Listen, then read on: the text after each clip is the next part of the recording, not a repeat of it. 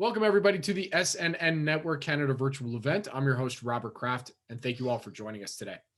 I'd like to introduce our next keynote presentation, and this is a gentleman with him and his partner, Brent Cook, over at Exploration Insights. I've been following them for a long time and a big fan of everything that they do, and they're my mining guys. Everything having to do with mining, junior mining, precious metals. I'm always looking to hear what Joe and Brent have to say at Exploration Insights. So without further ado, I'd like to introduce Joe Mazumdar. He is the editor, analyst, and publisher at Exploration Insights, giving you a presentation today on turning over every rock, investing in precious and base metal equities. With that, Joe, take it away.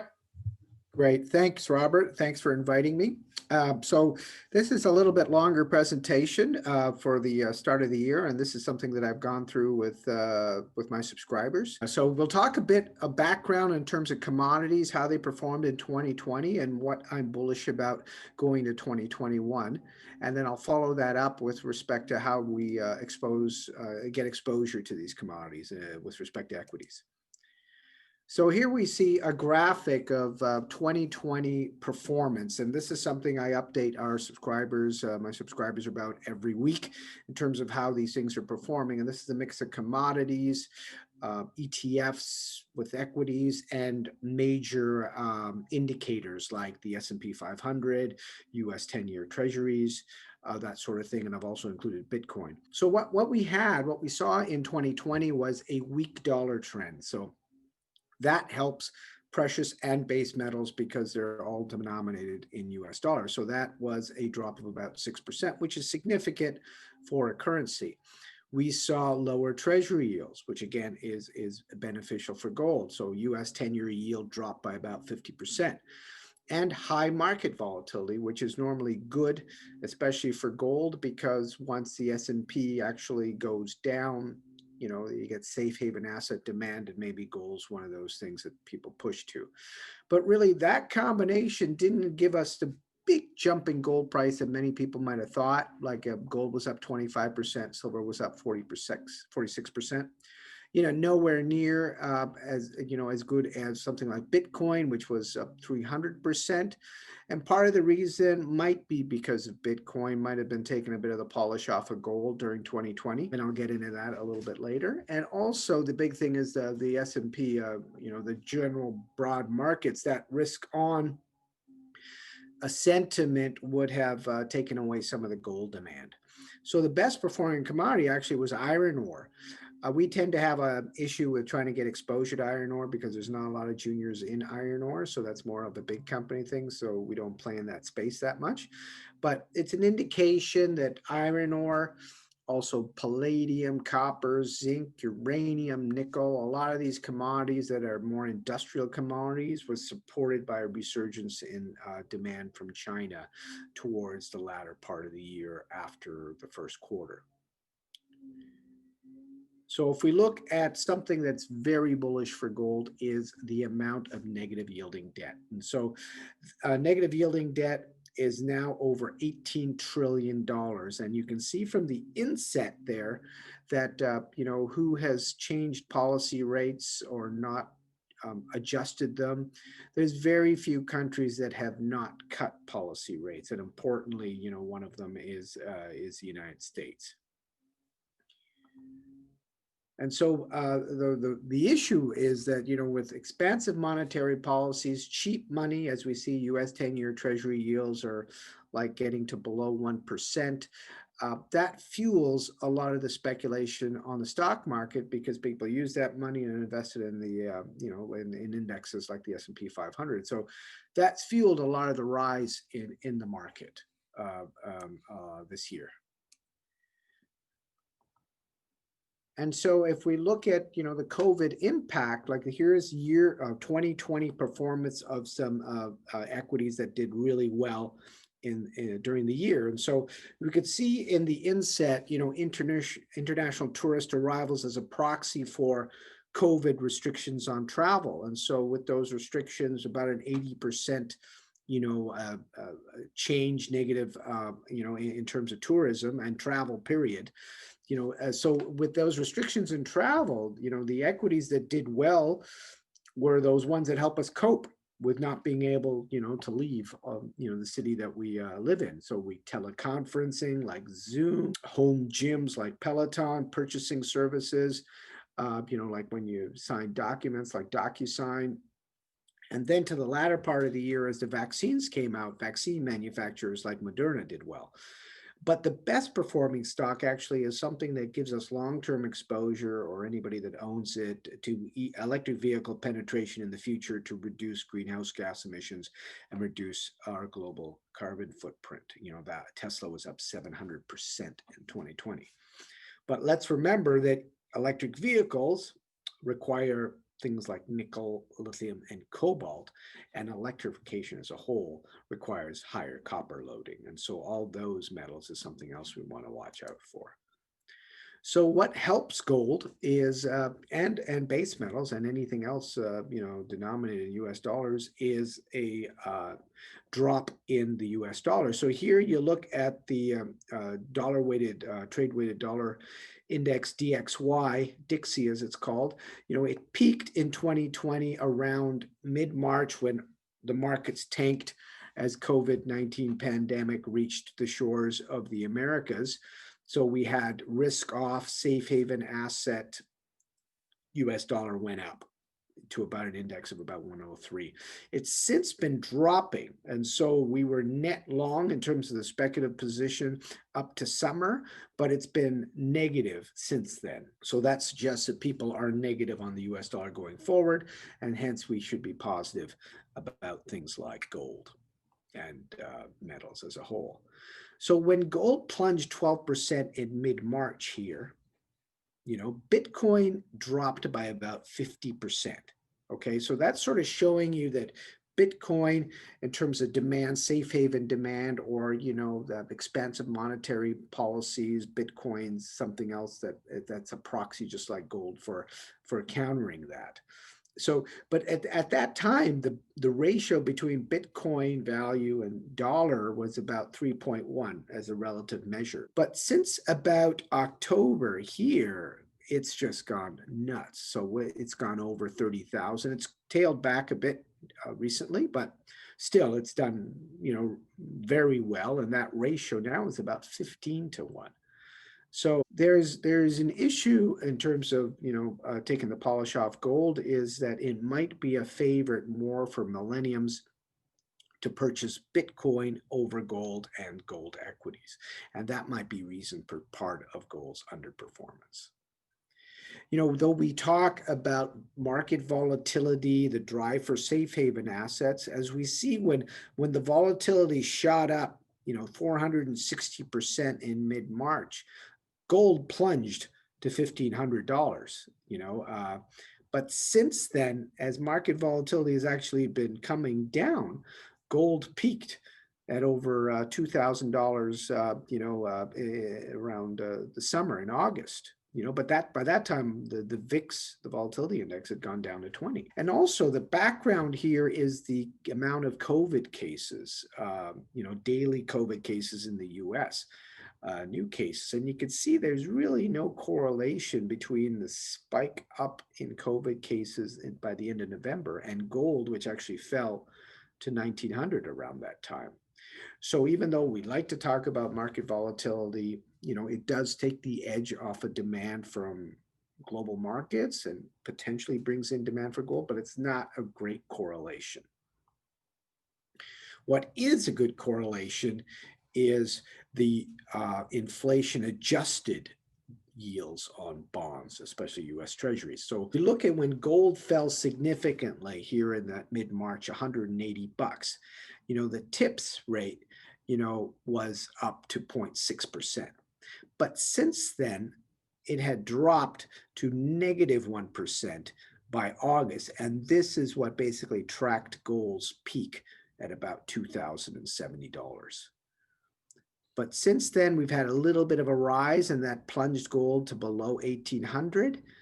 This decline here is what's moving gold up to 1,900 recently.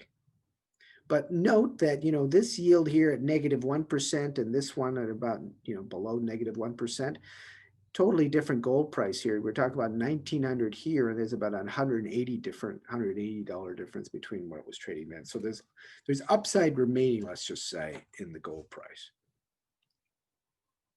Another thing to watch is these other commodities. So you can see that, over the next 30 years, big companies are bullish on certain commodities with respect to lowering the carbon footprint. And some of those are nickel.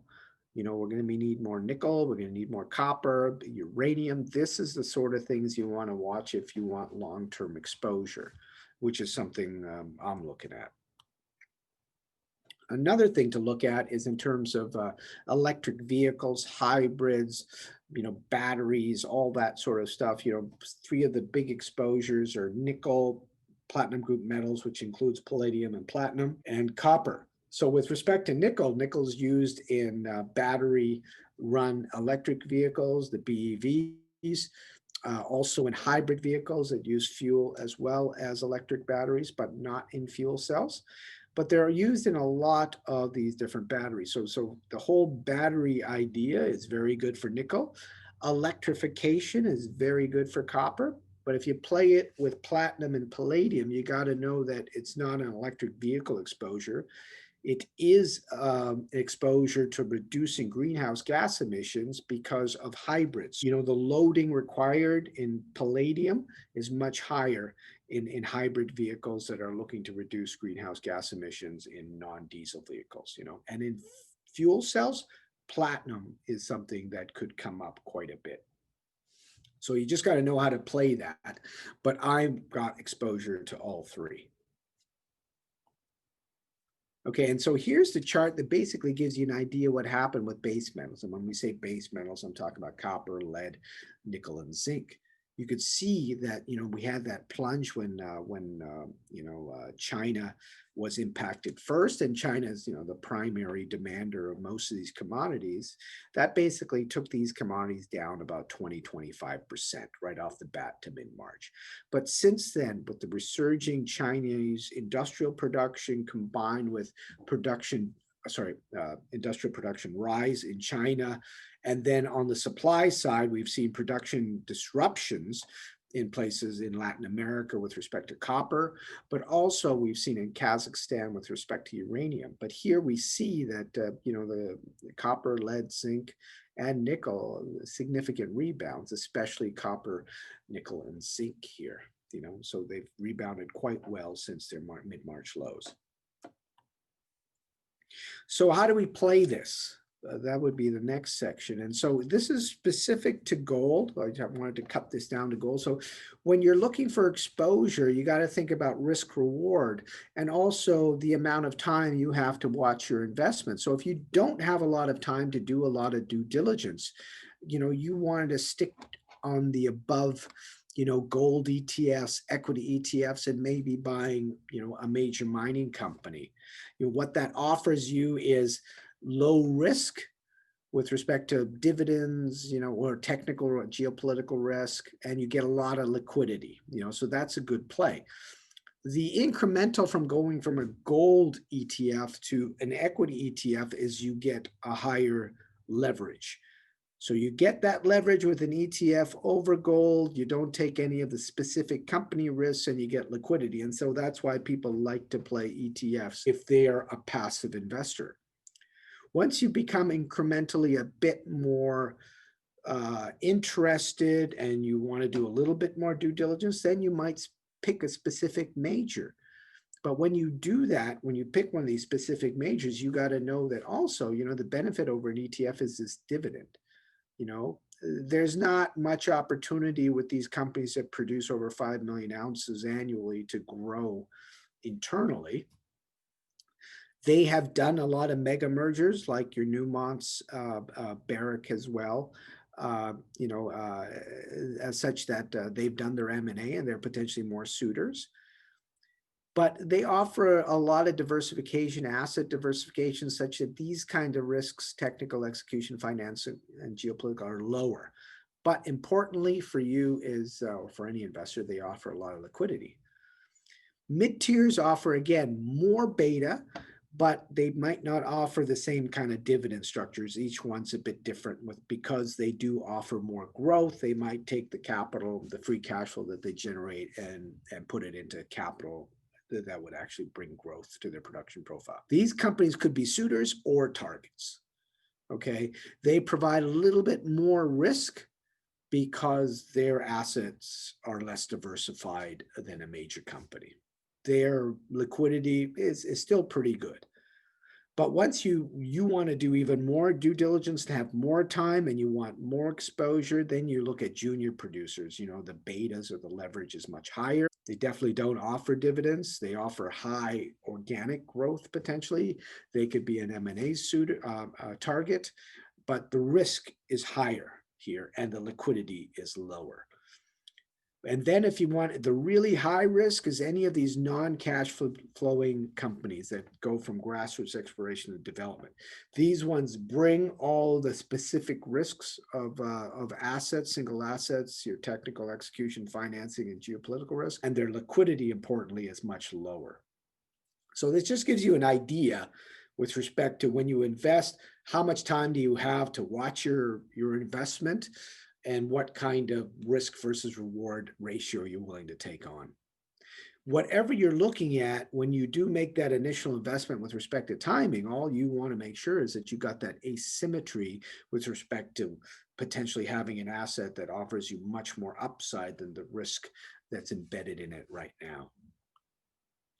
So this is a classic sort of Lassonde curve where you look at the left, you're in grassroots exploration, you make a discovery here, so you add a lot of value. But then when you get into development stage and you get into the financing risk, and then people talk technical, and then you got to produce a lot of reports, the value can come down quite a bit. And then there's another re-entry point before you get into production. So the problem here, or the issue here, this is more of a risk lover, you know, high risk, high reward, financing risk, you know, potentially usually run by geologists. And then by the time you get over here, you know, it's more run by engineers, and there's still financing risk, you know, for the initial capital and going into production, which might be a lot less catalyst than something right here with a lot of drilling and stuff like that. So in terms of majors, here's just a graphic, and this is just one way of looking at it, and it's no way perfect. So BMO Capital Markets, a bank up here in Canada, you know, forecast 5-year free cash flow from 24 companies with a cumulative market cap of over $218 billion. But note, 5 of those companies, like your Newmonts, your Barricks, your Newcrest, Kirkland, and Agnico, take up 60% of the value. So at a long-term gold price, this cohort generates about $71 billion of free cash flow over that 5 years. And so all I did was take the enterprise value over that number to get an idea, you know, a relative idea who falls above that number below. I get about 0.31. So it looks like here the better value companies are on the right. You know, that would be Oceana, Endeavor, Kinross, Torex, and Silver Standard, SSRM Mining. But you can see a lot of these companies do have geopolitical risks, like Kinross has assets in Africa and Russia, Endeavor's all Africa, mostly West Africa. Torex is a single asset company. AngloGold here, you know, has still assets, you know, a lot of assets in Africa, but also in South Africa. So right here, if we look on the left-hand side, what seems to be expensive is like your IAMGOLD and your Eldorado, because IAMGOLD basically, even under the $1,500 scenario, doesn't generate positive free cash flow. Okay. But if we jack that price up to 1850, which is closer to spot gold price, suddenly you're generating $113 billion of free cash flow, a 57% increase from the $1,500 scenario. So that shows you the leverage. So a 7% increase in free cash flow with a 23% increase in price. So that's, you know, more than 2 to 1. That's the beta that you're looking for when you invest in these equities. But now you have the, you know, your 5-year free cash flow ratio, enterprise value to the 5-year free cash flow, is increased by 77% to 0.55. But look at what's changed here. So IAMGOLD, which was down here, is negative. Suddenly, that's the best value here. That's what leverage brings you. So when you're looking at these companies, you got to decide what kind of gold scenario do you believe in long term, and that might change which companies you think are worth investing in.